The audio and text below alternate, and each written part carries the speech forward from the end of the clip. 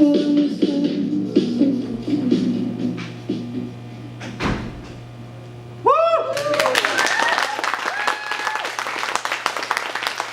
was your inspiration for the video? Actually, I kind of thought about it when, you know, when you see people protesting, and they can be protesting one very specific thing like ban fox hunting or something, you think, or yeah, or keep the ban or something, you think, yeah, fair enough, that's... and then you see that they're protesting everything else as well. It's like fox hunting, down with the monarchy, down with, you know, like ties, or it's a bit like, it's sort of a catch-all type thing, and I thought it was a bit peculiar, the ambiguity in that.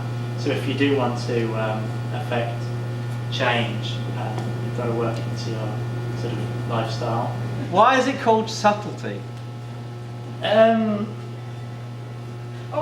Because what I was saying, kind of what I'm thinking with it just generally being a good person creates a better life for everybody, and it's kind of just, you know, not making a point of it, not because often the most moralistic people are the most sort of they're sort of agitators, and it can be a good thing, or it can be that, you know, seen as a bunch of nutters, and it kind of puts everyone off. So having a bit of subtlety in your attitude to how you try and affect change is maybe preferable. So that's why they're saying we do it with some subtlety. Yes. Yeah, so when is the release date? When can we be seen on? Is it now on YouTube or? Not yet. This was the launch now. Okay. So after this, Okay, all right. Being technical now. straight away tonight. Okay. I guess when I get home. Is the track already available?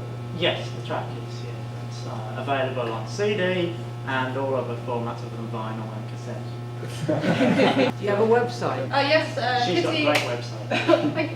KittyHarper.weebly.com. If anyone, you know, if anyone else wants to make a music video, or any kind of short film or whatever. When was the track written? When did you write the song? It was written, I think, about a year and a half ago. What was your greatest challenge making this music video? The greatest challenge. Can you rewind to the bits with the boards? You know the bit I'm on about. Right.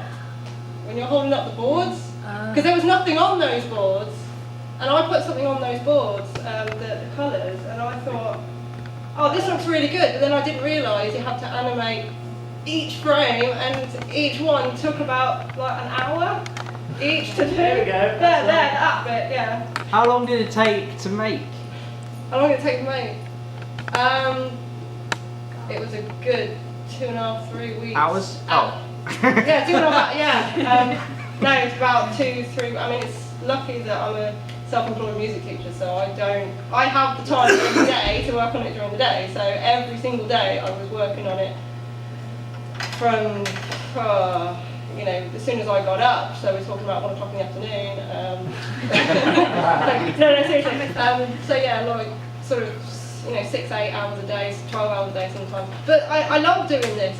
Sometimes I'm just addicted to it. I mean, my boyfriend over there, he's trying to get me to play games and, you know, do stuff, and that's not video related, but I can't help it. I'm just like, no, I'm just going to do this for a couple of hours. But that couple of hours ends up being about 12 hours. The actual shoot where you've got a camera and you're filming live people, how long did that last? Oh, the shooting. Shooting, like, I mean, the shots in Solihull, they took about, about 4 hours, yeah? That was 4 hours. And then the shots in here, which are actually in the other room, we were filming there from, when was that? Like midday till midday. about 5, wasn't it? Yeah, so that took about 5 hours for those. And then I was like, when I put all the footage together, I thought, well, this isn't enough. I need to film Jack's face close up. I just really fancied some close up, so I went to his house and annoyed him and his girlfriend for a few hours. But yeah, I got the close ups. And there was actually a whole load of other shots that we did where you were dancing about and whatnot that I didn't use, which I feel really bad about because that took about 2 hours. But yeah, I didn't use them in the end because it just didn't look as good as the close ups. It makes me think of a Train Spotting, the original, like really? it could have been a music video for that. Oh wow! Oh, that's quite accurate, actually, yeah. How did you come up with the kind of, like, is it storyboard or narrative, like when to insert the close-ups?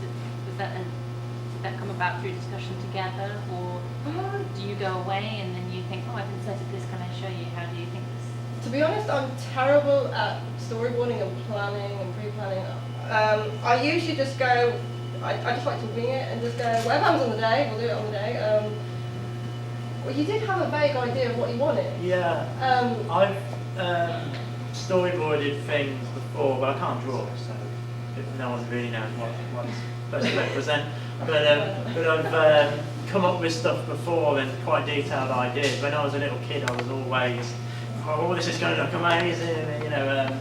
And then I did a music video with my old band, and it was just rubbish. So the actual planning, what I wanted was sort of got rid of, and it was just. And then I thought, well, I'm not going to come up with anything because I can't express it particularly well either. So we sort of improvised it quite a bit.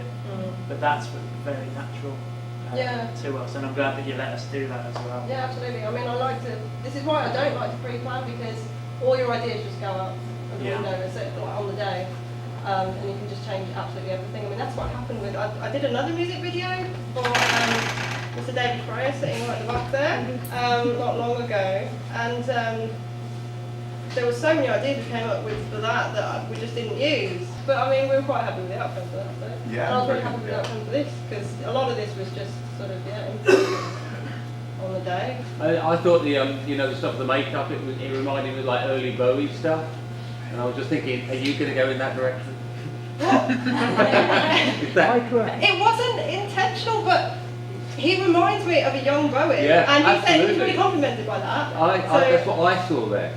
Oh great! Well, that's great. I totally saw that. Because I just saw the makeup and just the artistic. And just value. just the way he is, you know. Yeah, well, that's it. Yeah, and that's what Bowie was basically inspired the makeup. So I was like, can I just film your face with lots of makeup on it? And he was like, yeah, let's do it. Yeah. So that's pretty much how that came across. So. Well, I absolutely love early David Bowie, particularly his first album, which was they're almost like novelty songs in a way, and they weren't very cool. But the one thing that they had was that they're in their own world. So anything, I mean, it's just a bit of a quick sort of attempt to do something otherly, but just putting some makeup on to look different in some way. It's only a little thing, but to me that's like... It's subtle. It's like taking you out of just like, oh, here's a band making a video. Do you know what I mean?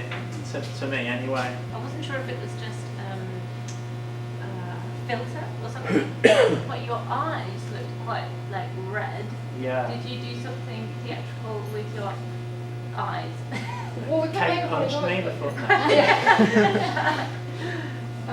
No, that was actually all down to editing, really, because you wore eyeliner, didn't you? Yeah, So, it was really intense, the camera lens. the way the close-up looked was literally just down to editing. I mean, I wanted it like dark. So I just kept blocking out the background, blocking it out.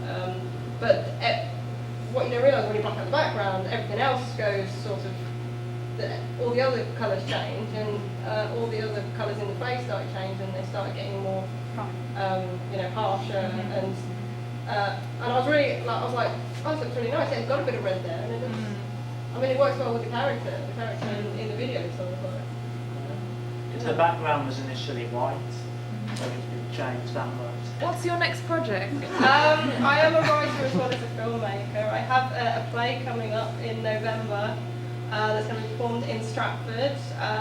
It's an LGBT drama based on A Midsummer Night's Dream. Courtesy of Silverpool Theatre Company, I'll just give a shout out to them because they've been absolutely brilliant throughout this whole process. They've just sort of given me actors and they've given me a producer and loads of people to work with. Please come along to it, it's going to be great. How do we get in contact with you on social media? With me on social media. I am on Facebook and Twitter. Go to my website because all my social media is on there. So kittyharper.weebly.com. Will you be making film of the play? Yes, definitely. Yes, I will be filming the play. I film everything I do. So anything I do, if you don't catch it, you'll catch it on film. There's some thank yous we'd like to do. Quantum Exhibition Centre for letting us have the venue. Catherine, whose last name I don't know, unfortunately.